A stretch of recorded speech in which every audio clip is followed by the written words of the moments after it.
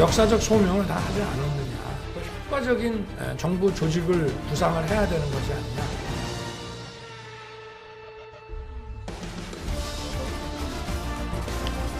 공약인데 그럼 내가 선거 때 국민들한테 거짓말 하라니.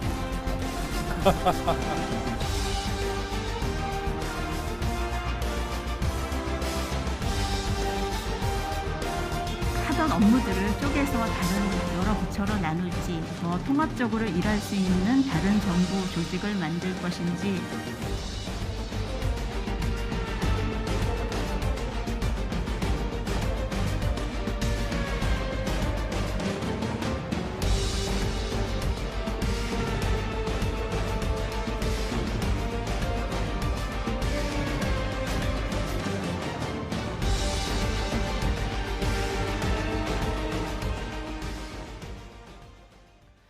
네, 정부 이양 작업이 계속되고 있습니다만 이런저런 논란과 잡음으로 어수선한 상황입니다.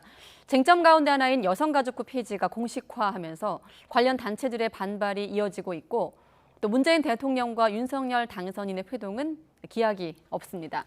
민주당에선 박홍근 원내대표 체제가 본격 출발한 가운데 당선인 측은 협치를 강조했습니다.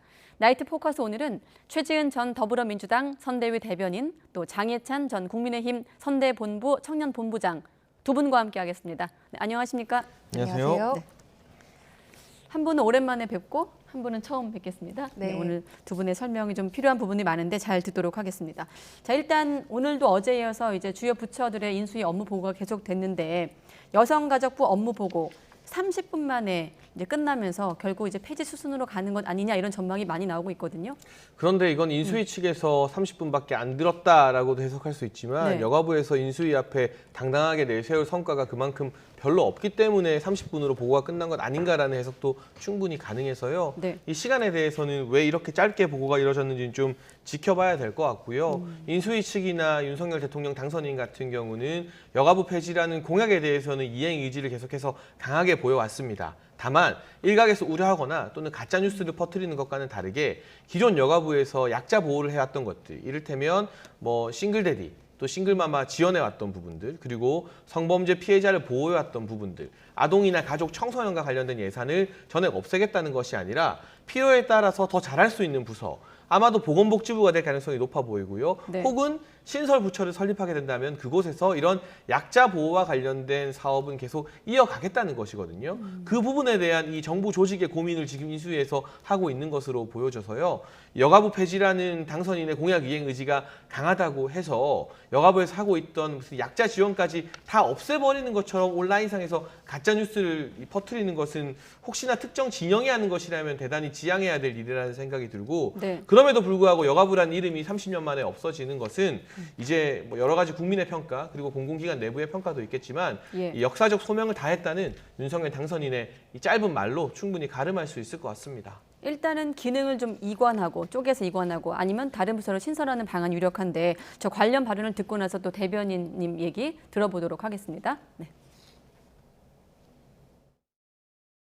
하던 업무들을 쪼개서 다른 여러 부처로 나눌지, 아니면 이를 대체하거나 더 통합적으로 일할 수 있는 다른 정부 조직을 만들 것인지, 뭐 여러 가지 방안들이 있는데 아직 구체적으로 논의된 바는 없다라고 하기는. 지금 일단 보면은 정식으로 보고를 받는 게 있고 그 다음에 간담회 형식으로 지금 진행하는 게 있습니다. 근데 이 간담회라는 게 그 여러 가지 애로사항이라든지 또는 해당 분야에 대한 발전 방향들 그런 걸 청취하고자 함이거든요. 다른 뭐 정부 부처 보고 받는 것과는 전혀 목적이 다릅니다. 그래서 일단은 그런 의견들을 전달을 받고 이제 저희들이 국정과제를 선정하고 정부 조직 개편을 할 때 그런 걸 충분히 반영할 수 있도록 하겠습니다. 안철수 위원장 얘기까지 들어봤는데 아무튼 일단 대체로 한 2시간 정도 걸리는데 30분 만에 이제 끝나면서 속성으로 업무 보고를 받았다. 물론 이제 앞서 장 전 본부장께서는 인수위가 그렇게 한 게 아니라 이제 업무 보고 자체가 좀 성과를 보고할 게 없었다라고 해석하셨습니다만 어떻게 보십니까? 뭐 부서를 없애겠다고 하는데 무슨 보고를 성과를 할 수 있는 것이 많겠습니까? 처음부터 그 윤석열 후보 시절에 구조적인 성차별은 없다. 여가부가 이미 뭐 역사적 소명을 다했다 이런 발언들을 하셨기 때문에 여성가족부로서는 뭐 어떤 얘기를 더 할 수 있을지가 굉장히 고민이 됐을 것 같고요. 네. 사실 정책 효율화를 위한 조직 개편은 당연히 필요합니다. 그런데 이 여가부뿐만 아니라 전체적인 그 정부 조직에 대해서 장단점을 좀 따져보고 이렇게 구체적으로 어떤 방안으로 갈 건지가 그려져야 되는데 지금 여가부 폐지 관련해서는 2가지 의문이 남습니다. 하나는 왜 여가부만 유독 다른 정부 조직 개편과 별개로 반드시 선행적으로 폐지되어야 하는지, 그리고 2번째는 아까 여가부가 주도적으로 해오던 뭐 청년, 청소년, 뭐 그다음에 가족 이런 여러 가지 공약들을 지금 다른 부서에서 계속 하겠다, 뭐 이어진다, 없어지는 것이 아니다 이러셨는데 그럼 여가부가 하지 않고 다른 부서에서 하면 이것이 더 효율적인가 이런 근거도 없거든요. 그래서 무슨 이유가 뭔지 이거 본인의 당선인의 공약이었다 이거 외에는 사실은 이 공약에 대해서도 뭐 그 성별 갈라치기라든지 불필요한 여성 혐오 조장 여러 가지 비판을 낳아서 오히려 젊은 여성 표심이 이재명 후보로 이동하는 그런 결과를 낳았는데 지금까지도 이것을 이렇게 무리하게 급하게 없애는 것이 반드시 필요한지에 대한 의문이 듭니다. 일단은 어떤 이유인지 공약의 근거에 대해서는 제가 지난 10월부터 나가는 방송마다 정말 많이 말씀을 드리고 있는데요. 다시 반복해 드리자면 일단 여가부는 문재인 정부의 공공기관 내 평가에서도 최하 등급을 받은 정부기관입니다. 최하 등급 받은 정부기관이 우리나라의 공공기관 전 부처 다 통틀어서 딱 4개밖에 없는데 그 4개 중에 하나가 여가부이고요. 국민 여론조사를 내도 이 만족도, 이 국정 만족도의 상상 최하위를 최근에 2년, 3년 연속으로 기록하고 있습니다. 그러니까 단순히 국민 여론뿐만이 아니라 정부 내 다른 공무원들의 어떤 냉정한 평가 기준에 의해서도 업무 효율성이나 여러 가지 능력이 너무 떨어지는 시대에 뒤떨어진 부처가 되어버린 것이고요. 여가부에서 진행했던 성인지 교육이라던가 또는 윤미향 의원이 심사위원이 되어서 정의원에게 16억 원의 지원금을 여가부를 통해서 줬던 여러 가지 시민단체 지원금 등 이런 부분들에 있어서 국민들의 눈높이에 맞지 않는 점과 오히려 여가부가 이 젠더 갈등, 양성 갈등을 더 부추기는 것이 아니냐는 국민적 공감대와 비판이 있었기 때문에 최근 여러 조사에서도 여성의 48%가량까지도 여가부 폐지에 찬성하는 응답률이 나왔다는 거죠. 이게 비록 여성가족부 폐지지만 여성과 남성의 여론이 극명히 갈리는 것이 아니라 여성의 과반 가까운 분들도 여가부의 폐지, 아마 이건 폐지니까 48%가 나왔던 건데 여가부의 다른 기능들, 제가 아까 말한 약자 보호 기능 등을 타 부서에서 이어간다는 점을 여론조사에서 충분히 설명했다면 과반을 훨씬 뛰어넘는 동의율이 나오지 않았을까 하는 생각이 있어서요. 네. 일단 당선인의 강한 의지가 있습니다. 물론 정부 조직법을 개편하기 위해서는 국회의 동의가 필요합니다만 네. 국회가 무턱대고 당선인의 첫 번째 공약, 두 번째 공약, 그러니까 임기 초의 공약을 들어주지 않았을 경우 발목 잡게 한다라는 비판을 받을 수도 있어서요. 일단은 민주당 측면에서도 무조건 반대만 할 게 아니라 인수위에서 여가부의 기능들을 어떻게 신설부처나 다른 부처로 이관하겠다는 것인지 구체적인 계획이 나올 때까지 좀 기다려봤다가 그 계획에 미진한 부분이 있으면 이제 거대 야당으로서 지적할 건 지적하되 잘 다듬어진 부분이 있으면 정부 조직법 개정에 동의하는 것이 일하는 야당, 협치하는 야당의 자세일 네. 거라고 기대를 해보고 싶습니다. 네. 정부 조직법 국회 개정 부분을 여쭤보려고 했는데 답변이 들어있었기 때문에 대변인님께 여쭤보면 발목 잡기 언급하셨거든요. 사실 이 문제는 민주당의 어떤 동의가 관건인 사안이긴 합니다만 어떻게 예상하십니까? 네, 뭐 지금 말씀하셨다시피 어차피 지금 그냥 폐지는 아니다. 대안을 마련할 것이다라고 하셨잖아요. 그런데 아직까지 아무런 대안을 내놓지 않았습니다. 그럼 당연히 반대를 하는 것이죠. 구체적인 대안을 내놓고 그것이 납득할 만하면 왜 반대를 하겠습니까? 그래서 지금까지는 소리만 요란했지 아직까지 구체적인 그림은 아무것도 없었다라는 말씀을 드립니다. 혹시 덧붙이실 말씀 있으세요? 저는 구체적인 그림 되게 많이 나온 걸 알고 있거든요. 왜냐하면 이 공약에 개입했던 당사자 중 한 사람이기 때문에 윤석열 당선인 같은 경우는 인구 감소 문제, 이 저출산 문제라고 하죠. 이 부분에 대해서 매우 심각한 문제의식을 가지고 있기 때문에 아동이나 인구 감소, 가족을 전담하는 신설부처에 힘을 대폭 실겠다. 이런 입장을 선거 과정에서 밝힌 바가 있고요. 그렇게 신설된 부처에서 여가부의 일부 기능을 수행하게 될지 또는 보건복지부나 교육부에서 나누게 될지는 모르겠습니다만 네. 약자 보호를 해왔던 부분에서 미진한 부분은 오히려 더 두텁게 하고 그리고 다만 불필요한 사회 갈등을 야기했던 성인지 교육 담당이라던가 아니 고등학생들에게 이 남성에 대해서 혐오하는 교육하는 게 정상은 아니지 않습니까? 그리고 정의연과 같은 부실한 시민단체에게 막대한 이 지원금을 이해 당사자가 심사해서 지원해주는 이런 윤미향 케이스 이런 것들에 대해서는 철저하게 고름을 짜내는 차원에서 폐지를 하자는 것이기 때문에요. 인수위에서 구체적인 안이 나오면 결국에는 국민 여론전이 될 텐데 네. 이런 안들이 충분히 설명되면 민주당도 정치적으로 무턱대고 반대하기는 좀 힘들 거라고 예상해 봅니다. 네. 자, 이번엔 국토교통부 업무 보고로 넘어가겠습니다. 자, 당선인이 보고 현장에 이를테면 깜짝 등장을 한 건데 규제 완화 방침을 재확인했습니다. 얘기를 한번 들어보시죠. 주택정책이 여러 번 28차례 이 반복이 돼가면서 집값의 이 엄청난 이 상승을 부채질했던 이유가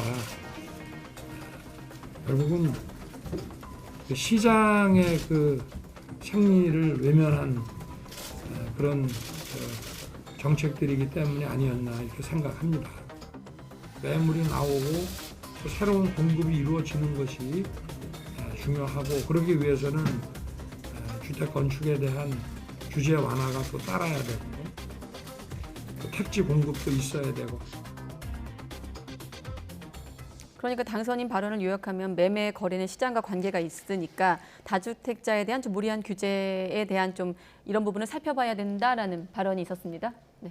네, 뭐 부동산 정책에 대해서는 전반적으로 수정이 좀 필요하다고 생각을 합니다. 이재명 후보 당시에도 뭐 공급을 적극적으로 확대한다든지 부동산 정책을 전편적으로 개편하는 것에 대해서 얘기를 했기 때문에 뭐 윤석열 후보가 지금 말씀을 하시지만 이 모든 것이 선거 때 다 말씀을 하신 거고 아까 여가부 폐지도 마찬가지고 지금 우리는 구체적으로 어떻게 하겠다는 그 안을 보고 싶은 건데 예를 들어서 여가부 폐지 같은 경우에는 지금 뭐 구체적인 안이 나올 것이다. 뭐 이미 충분히 얘기를 했다고 하셨는데 어느 부처에서 어떻게 예산은 얼마, 어떻게 효율적으로 할 건지 이런 안이 나온 건 아니지 않습니까? 부동산도 마찬가지죠. 그래서 뭐 방향이라든지 이런 것은 충분히 얘기를 하셨고 지금 그것을 그 바탕으로 지금 당선을 하셨으니까 당선자가 앞으로 하실 일을 어떻게 구체적으로 하실지 지금 이제 여당이 되시니까 책임감 있게 야당 때는 뭐 반문재인 뭐 무조건 지금 정부가 한 것이 잘못됐다라고 얘기를 하셨지만 이제는 그래서 어떻게 더 다르게 할 것인지 그 안을 내놓으시기 바랍니다.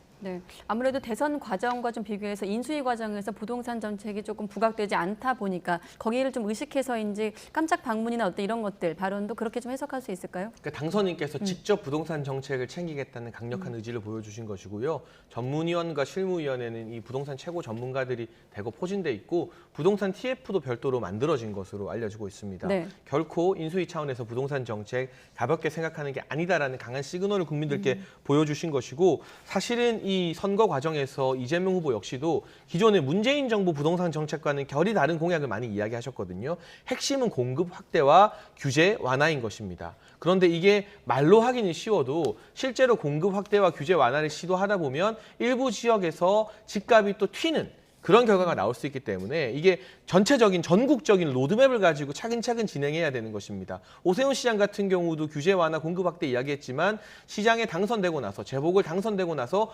곧바로 모든 지역 푼 게 아니라 단계적으로 지금 접근해 나가고 있는 과정인 것이거든요. 그러한 구체적 로드맵은 인수위 활동 기간 중에 충분히 나올 것이라고 예상이 되고요. 네. 다만 한 가지 중요한 것은 공급 대폭 확대라는 시그널이 시장에 주어지면 지금 소위 말하는 패닉 바잉을 하려는 사람들, 지금 아니면 집을 못 살 것 같아서 영끌해서 정말 막차라도 타보겠다고 하는 사람들의 수요가 조금은 분산되고 완화될 수 있기 때문에 이런 대규모 공급 시그널 자체가 시장 안정에는 어느 정도 도움이 될 것 같습니다. 네. 자, 이번에 감사원 문제로 넘어갈 텐데 사실 뭐 최근에 어떤 신고 권력 인사권 갈등의 중심은 감사원이라는 점은 뭐 지난 며칠간 계속 언급을 했는데 오늘 눈에 띄는 대목은 감사원이 감사위원 제청을 협의해야 된다라는 발언을 하면서 사실상 좀 인수위 측에 손을 들어줬다 이런 해석이 나오고 있거든요. 어떻게 보고 계십니까? 뭐 이 지금 5월 9일까지는 문재인 정부에서 그 인사를 하는 것이 권한이기도 하고 또 의무이기도 합니다. 네. 그래서 문재인 정부에서는 그 권한을 다 할 것이고요. 그 이후에는 윤석열 당선인이 이제 하시고 싶은 대로 하시면 되는 것이죠. 근데 여기에 대해서 사실은 지난번 한국은행의 그 한국은행 총재에 대한 임명도 마찬가지고 이 감사원 인사도 마찬가지고 마치 뭐 문재인 대통령이 뭐 알박기를 한다 이런 좀 과도한 비난이 있는데 실제로 알박기라고 하는 거는 문재인 대통령께서 뭐 본인의 측근이라든지 본인과 뭐 인사 코드가 굉장히 비슷한 분을 놓았을 때 그렇게 얘기를 하는 건데 지금 뭐 한국은행의 총재 같은 경우에도 MB 정권의 사람이고 굉장히 보수 주류 경제학자이지 않습니까? 그래서 이런 지금 문재인 대통령께서 본인의 임기 내에 네. 그 권한을 행사하는 것에 대해서 좀 과하고 예민한 좀 이렇게 잘못된 비판에 대해서는 조금 조심을 해야 될 필요가 있다고 보입니다. 네. 지금 이 문제를 포함해서도 말씀하신 한국은행 총재 지명 문제까지 불거지면서 아예 지금 대화 채널까지 없어진 상황인데 지금 이거 어떻게 될까요? 어떻게 보십니까? 저는 아름다운 이별, 쿨한 이별을 하고 싶습니다. 문재인 정부와. 그리고 문재인 대통령이 5년 전에 대선 후보 시절에 했던 약속을 지키는 그런 모습을 국민들에게 보여준다면 제가 비록 지난 5년 내내 문재인 정부의 아주 강력한 비판자였지만 마지막 떠나시는 모습에 박수를 칠 것 같거든요. 어떤 5년 약속이죠? 전에 문재인 대통령께서 하셨던 큰 약속 2개 굵직하게 첫 번째가 바로 청와대를 개방하고 국민들께 돌려드리겠다는 거예요. 그리고 두 번째가 임기 말 낙하산 인사 나쁜 관행이다 끊어야 한다라고 그 당시 황교안 권한대행에게 주장하셨던 내용이죠. 네. 그런데 오늘 민주당의 윤건영 의원이 조사해본 결과 황교안 이 당시 대통령 권한대행이 임명했던 공공기관 낙하산 인사가 60명 조금 넘는다고 합니다. 얼마 전에 국민의힘의 김기현 원내대표는 지금 문재인 정부에서 지난 6개월 사이에 이루어지고 있는 낙하산 인사가 59명이라고 밝혔습니다. 비등비등하죠. 이 상태로 물러나시게 되면 문재인 대통령의 마지막이 황교안 권한대행의 마지막과 별 차이가 없어지는 겁니다. 과연 그런 모습을 문재인 대통령의 지지자와 국민들이 원하는 것일까요? 저는 그렇지 않다는 생각이 들고요. 한은 총재의 임기 4년입니다. 그리고 감사위원들도 매우 긴 임기 동안 다음 정부에서 이전 정부의 여러 사항을 냉철하게 점검하는 막중한 역할을 하고 있습니다. 중앙선거관리위원회 상임위원도 마찬가지죠. 이 부분에 있어서 이제 임기가 한 달 조금 넘게 남은 문재인 대통령께서 정치권의 나쁜 관행, 나부터 끊겠다. 내가 5년 전에 주장했던 걸 내가 지키는 모습으로 국민들과의 이 만남을 마무리하겠다고 하면 네. 보수 진영에 있는 분들도 박수를 안 칠래야 안 칠 수 없거든요. 부디 문재인 대통령 주변에 있는 참모들이 문재인 대통령이 역사에 어떤 모습으로 마지막에 기억될지 잘 고민해서 대통령을 위하는 조언을 해준다면 문재인 대통령께서도 이게 생뚱맞게 갑자기 낙하산처럼 떨어진 공약이 아니라 문재인 대통령 본인의 5년 전 공약이기 때문에 두 가지 약속을 지키시는데 흔쾌히 동의하시지 않을까 싶습니다. 네. 이렇게 문재인 대통령에게 어떤 쿨한 이별을 주문하셨는데 일단 지금 기록으로만 보면 대선 이후 지금 1992년도에 노태우, 김영삼 당시 대통령과 당선인이 18일 만에 만나서 이번 주 일요일을 기점으로 이제 그게 넘어가면 이 기록을 깨는 것이다라는 이제 해석까지 나오고 있는데 뭐 기록도 기록입니다만 지금의 어떤 상황은 회동 지연 상황, 양쪽 모두에게 부담이 되는 상황인데 장 전 본부장께서는 일단 문재인 대통령에게 주문을 했거든요. 대변인님은 어떻게 보십니까? 뭐 문재인 대통령께서 뭐 두 가지 약속을 하셨는데 안 지켰다라고 하시는데 일단 청와대는 이미 국민들에게 개방되어 있습니다. 제 주변에 많은 사람들이 아이들을 데리고 가서 청와대 가서 뭐 사진을 찍고 그랬다는 사람이 굉장히 많습니다. 그래서 이미 개방되어 있고요. 그다음에 이게 뭐 임기 전에 뭐 임기 말 6개월 전에 그러면 아무 인사를 하지 않아야 되나 그걸 여쭤보고 싶습니다.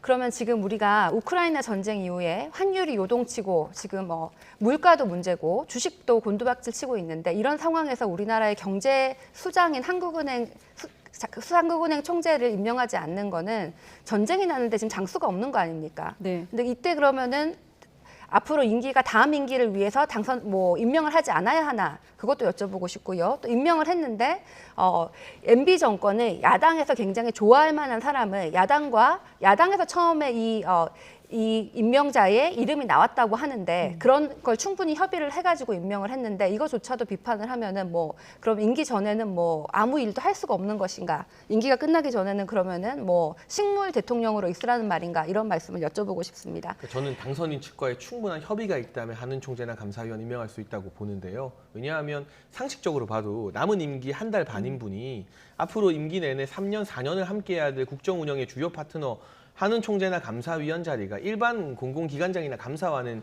이 무게감이 다른 것이거든요. 그런데 지금 뭐 이 협의 여부에 대해서도 진실 게임 양상이 벌어지고 있지만 한흥 총재 같은 중량감 있는 인사 협의하는데 전화 한 통으로 이 사람 어때요? 괜찮아요? 좋아요? 저 청년본부의 일반 직원 뽑을 때도 그렇게 허술하게 검증하고 협의하진 않았습니다. 그런 차원에서 정말 협의의 의지가 있었다면 이철희 정무수석이 장제원 비서실장을 찾아가든 또는 또 다른 경로를 통하든 보다 이 심도 깊고 진지한 과정을 거쳤어야 되는데 지금의 이 협의는 그야말로 국민들 앞에서 면피하기 위한 눈 가리고 아웅에 불과하기 때문에 이런 사단이 일어나는 게 아닌가 개인적으로 참 안타깝고요. 늦은 감이 있지만 지금이라도 신뢰 회복을 위해서 이 물밑에 실무 라인이 빨리 좀 가동되면 좋겠습니다. 실무 제가- 라인이 우선돼야 네. 된다 이런 입장이신 건가요? 네, 일단. 가동이 되어서 남은 인사에 대해서도 이 청와대가 인사권을 절제하는 방향으로 필요하다면 당선인 측과 요식 행위에 불과한 전화 한 통 협의가 아니라 정말 진지한 협의가 이루어져야 된다고 봅니다. 네. 제가 한국은행 총재에 대해서만 조금 더 말씀을 드리면요. 이 지금 한국은행 총재 지명인이 이미 이게 당선인 측에서 이 이름이 먼저 제기가 되었고, 그 다음에 당선인 측에서 이창동 IMF 국장에게 전화까지 해가지고 이미 의사를 알아봤고, 그 다음에 이제 청와대에서 임명을 했는데, 임명을 하기 전에 장제원 비서실장과 통화를 해서 어떠냐고 물어봤더니 좋았다. 이 세 가지가 다 팩트입니다. 이런 상황 안에서 그러면은 왜 그때 그럼 반대를 하지? 그러면은 왜 당선인 측에서는 이 사람을 얘기를 했는지 그걸 묻고 싶고요. 만약에 정말 그럼에도 불구하고 이 이창동 국장에 대해서 뭐 자질이라든지 이 사람의 코드가 뭐 지금 현재 국민의힘과 맞지 않는다든지 이런 비판을 하는 것이 아니라 왜 문재인 대통령이 임명했냐 이걸 가지고 지금 비판을 하는 것이거든요. 만약에 이 사람의 자질의 문제라든지 이 임명 자체가 반대면은 그냥 반대를 하십시오. 문재인 대통령에 대한 반대를 하지 말고 이 임명 당한 사람을 반대를 하셔서 그럼 새로운 사람을 뽑도록 하십시오. 거기에 대해서는 뭐 아무런 반대가 없기 때문에 굉장히 황당한 일이라고 보이고, 저는 얼마나 윤석열 인수위가 지금 준비가 안 되어 있으면 당시 인수위 꾸려졌을 때 부동산 전문가도 없었다는 거 아닙니까? 그렇게 부동산 정책에 대해서 반대를 많이 하고 비판을 한 다음에 인수위에 당시 처음에 꾸려졌을 때 부동산 전문가가 없어서 네. 오세훈 시장한테 보내달라고 했는데, 지금 사실은 새로운 당선인이 내야 될 메시지는 협치라든지 통합인데 지금까지도 아직까지 문재인 대통령이 잘못했다. 선거도 다 지났고 당선까지 했는데 이런 얘기를 하다 보니 아무래도 지금 국민들이 이분이 잘하실까 이런 신뢰도가 굉장히 낮은 건 아니겠습니까? 네, 지금 두 분의 말씀처럼 이런 문제 때문에 못 만나고 있는데 좀 회동에 좀 변화가 있을지 한번 지켜보기로 하고, 조금 더 듣고 싶은데 시간이 좀 아쉽긴 합니다.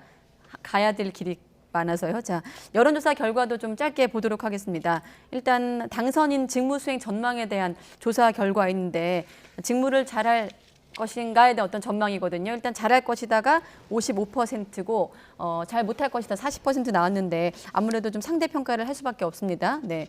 이명박 당선인 때 84%, 박근혜 당선인 때 78, 문재인 대통령은 87. 자, 비교해서 보면 어떤 점이 좀 아쉽기 때문에 이런 결과가 나오는 걸까요? 그러니까 저는 아쉽다기보다는요. 네. 그만큼 박빙의 선거였고 아직까지 선거를 통해서 또 지지했던 후보가 당선되지 못한 분들의 마음을 어루만지고 통합의 정치를 외칠 그러한 미션들이, 과제들이 당선 측에 당연히 남아있다는 생각을 합니다. 네. 다만 이전 대통령에 비해서 상대적으로 조금 낮은 당선인 직무수행 전망 긍정 평가가 국정 운영에 있어서 득이 될 것인가 실이 될 것인가 고민해봤을 때 저는 득이 될 가능성이 높다고 생각합니다. 그만큼 더 이 국민의 준엄한 심판을 두려워하는 겸허한 마음으로 국정 운영과 인사, 정치 개혁에 매진한다면 윤석열 당선인 같은 경우는 본인은 청와대에 있는 게 훨씬 더 편하고 좋다고 말했거든요. 그런데 정치 개혁 누군가는 해야 되고 사슬을 끊어야 되기 때문에 굳이 나오려는 것이다라고 말씀하신 바 있습니다. 그 같은 각오로 정말 후대 이제 청계천 복원이나 이런 여러 가지 사업들이 경부고속도로가 재평가받았던 그만한 굵직한 국가개혁을 해내겠다는 마음가짐으로 임한다면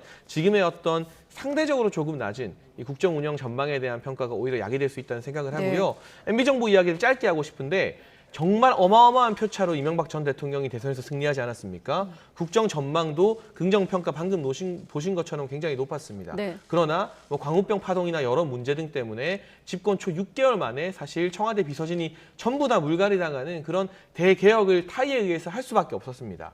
결코 시작이 좋다고 해서 끝이 좋은 것이 아니라 국정 운영의 평가는 5년 뒤에 받게 된다는 점, 그 점을 윤석열 정부의 모든 관계자들이 유념하고 겸허한 마음으로 국정을 준비해야 되겠습니다. 네, 이 조사 여론조사 말고 또 최근에 정권 이양기의 갈등의 원인으로 좀 꼽히고 있는 뭐 집무실 용산 이전에 대한 결과, 또 이명박 전 대통령 사면 문제에 대한 조사 결과를 좀 보여주시면서 대변인님 설명도 들어보도록 하겠습니다. 네. 어떻게 좀 이번 여론조사 결과 해석하고 계십니까? 네, 뭐 지금 말씀하셨는데 뭐 이런 것이 중요한 것이 아니고 처음에 뭐 여론조사가 그렇게 중요하지 않다 이런 말씀을 하셨는데 사실 지금 이 과정들이 그동안 윤석열 후보가 당선인이 후보 시절에 소통을 강조했고 협치를 강조했는데 지금 정반대의 모습을 보여주고 있는 것이 굉장히 실망스러운 겁니다. 청와대 밖으로 나와서 국민 속으로 들어가겠다, 반대하는 사람 없습니다. 그렇게 하셔도 좋습니다. 그런데 그 용산으로 이전하는 그 과정에서 소통도 좀 부족했고 왜 이렇게 급하게 왜 5월 9일 지나가지고 충분한 준비를 한 다음에 안보 공백도 없고 예산도 충분히 확보된 다음에 하면 안 되는 건지 뭐 지금 뭐 만약에 NSC 회의가 소집되면은 굳이 뭐 청와대 벙커로 안 가고 뭐 버스에서 하겠다 이런 것들이 왜 이렇게 해야 되지 국민들 입장에서는 납득이 잘 안 되는 것이 너무 많기 때문에 이렇게 지금 기대가 안 된다는 여론이 낮은 겁니다. 그래서 이 여론이 중요하지 않다 이런 것이 아니라 이 낮은 여론을 어떻게 하면은 더 통합과 협치의 메시지를 내고 극복할까가 초점이 되어야 되는데 사실 지금까지도 문재인 대통령 탓을 하는 것은 굉장히 안타깝죠. 지금 사실은 두 분이 만나셔가지고 지금 현 대통령하고 앞으로의 당선인하고 만나셔서 훈훈한 모습을 보여줘야 하실 타이밍인데 그런 것을 전혀 신경 쓰지 않고 이렇게 불협화음이 얼마나 국민들에게 송구스러운 모습입니까? 네. 근데 제가 옆에서 가까이 겪은 윤석열 당선인은 쇼를 위한 쇼통 별로 좋아하지 않는 분이에요. 진솔한 소통 좋아하기 때문에 통일동 앞에 차려진 프레스 다방에 이틀 연속 불쑥 방문해서 기자들의 질의 즉석에서 받지 않았습니까? 문재인 대통령과의 만남과 화기애애 보이는 사진 한 장이 임기 말 낙하산 인사 알박기에 명분을 주게 되는 것이라면 그러한 만남에 과연 국민들이 박수를 보낼까? 정말 진정한 정치개혁의 현직 대통령과 이 당선인이 함께 어느 정도 동의를 이루고 이게 여야를 떠나서 정치권의 나쁜 관행을 끊어내자는 취지의 어떤 결과를 도출할 수 있는 그런 정치개혁의 성향이 담긴 회동을 국민들이 기대하지 않을까 싶고요. 네. 정치개혁이라는 단어는 이재명 후보도 선거 내내 굉장히 많이 말씀하신 것인 만큼 민주당에서도 다시 한번 무겁게 숙고해 주시면 좋을 것 같습니다. 네, 그래서 이런 분위기 속에서 이 두 사람의 만남이 좀 주목됐습니다. 박홍근 새 원내대표와 장제원 비서실장의 만남이 있었는데 잠깐 또 들어보시죠. 네. 박홍근 신임 원내대표께서는 을지로위원회를 이끌었습니다. 을지로위원회가 우리 사회적 약자들을 보호하자는 그런 위원회 아니겠습니까? 그런 차원에서 협치가 굉장히 잘 될 것 같다라는 말씀을 하셨어요. 여야가 얼마만큼 협력하는가는 전적으로 윤석열 당선자의 의지와 국민의힘 태도에 달려 있습니다. 새로운 여야 관계 설정의 첫 관문은 3, 4월 국회를 민생과 개혁의 장으로 만드는 겁니다. 네, 두 사람이 예결위 인연이 있어서 그런지 겉으로는 좀 훈훈한 덕담이 오갔습니다만 또 자세히 들여다보면 뼈 있는 좀 가시돋친 말들도 있거든요. 어떻게 보셨습니까? 네, 뭐 당연히 이제 여야가 지금 대립하는 상황에서 가시돋친 말이 오고 가지만 그럼에도 불구하고 민주당은 이번에 선거에 졌고 자성하고 반성해야 되는 부분이 있습니다. 그래서 우리도 지금 새로 출범하는 정부를 발목 잡는다든지 막는 것이 아니라 오히려 우리도 국민의 한 사람 아닙니까? 결국은 우리가 반대를 하는 후보였지만 그럼에도 불구하고 우리 나라가 잘 되기를 바라고 우리 국가가 잘 되기를 바라는데 윤석열 당선인하고 또 국민의힘과 협치를 해서 더 좋은 모습을 국민들에게 보여주고 싶은 마음입니다. 그래서 새로운 원내대표가 출범한 만큼 앞으로 조금 더 민주당이 내부의 개혁 그리고 정치 교체 또 계속 이어나갈 뿐만 아니라 협치에도 좋은 모습을 보여주기를 기대합니다. 네, 덧붙여 짧게 좀 여쭤보면 박홍근 신임 원내대표 역할이 좀 앞으로 있을까요? 지금 오늘 같은 경우는 피해 호소인 표현 지적에 대해 또 사과하기도 했고 이런 부분까지 포함해서 어떤 역할을 좀 기대할 수 있을까요? 네, 박홍근 신임 원내대표는 사실 이재명 후보 경선 당시에서 비서실장을 하셨던 분이거든요. 네. 그래서 후보와도 많은 소통이 있었고 또 이재명 후보가 원했던 그 정치 개혁에 대해서 여러 가지 공감대가 있는 것으로 압니다. 그래서 오늘 그 사과하신 것도 굉장히 적절하다고 생각하고요. 무엇보다 지금 민주당의 여러 가지 요구가 많이 되는데 그것이 조그만한 뭐 이렇게 해프닝으로 끝날 것이 아니라 정말 커다란 변화 그리고 정치 교체 라는 것, 이 시대적인 사명을 거대 야당의 민주당이 소홀히 하지 않고 앞으로 개혁적이면서도 협치를 하는 그런 모습들을 보여주시기를 바랍니다. 그 야당은 이제 본질적으로 반대를 할 수밖에 없는 속성을 가지고 있어요. 그런데 어느 어떤 이슈에서 반대를 하느냐가 야당에 대한 국민적 평가를 좌우하게 될 건데요. 민생과 관련된 부분들, 방역이나 코로나 소상공인 손실 보상과 관련된 부분에서 민주당이 강한 목소리를 낸다면 그 부분은 국민들에게 고평가 받을 가능성이 있겠지만 네. 검찰 개혁이라든가 언론 개혁 이런 이슈들에 대해서 민주당이 거대 의석을 빌미도해서 강하게 이 반대 전선을 형성한다면 민생과 동떨어진 부분이고 이미 국민적 심판을 받았기 때문에 비판을 받을 확률이 높거든요. 어느 전선에서 어느 정도 수위로 반대할지에 따라 이 민주당의 운명이 달려있다고 생각을 합니다. 네, 박홍근 대표는 안보와 민생엔 여야가 없다고 했고 장제원 실장은 새 여야 관계를 정립해야 된다고 했는데 주말 거쳐도 다음 주 어떤 실마리가 좀 지금 충돌 국면에서 나올지 한번 지켜보도록 하겠습니다. 네, 오늘 두 분 말씀 잘 들었습니다. 고맙습니다. 고맙습니다.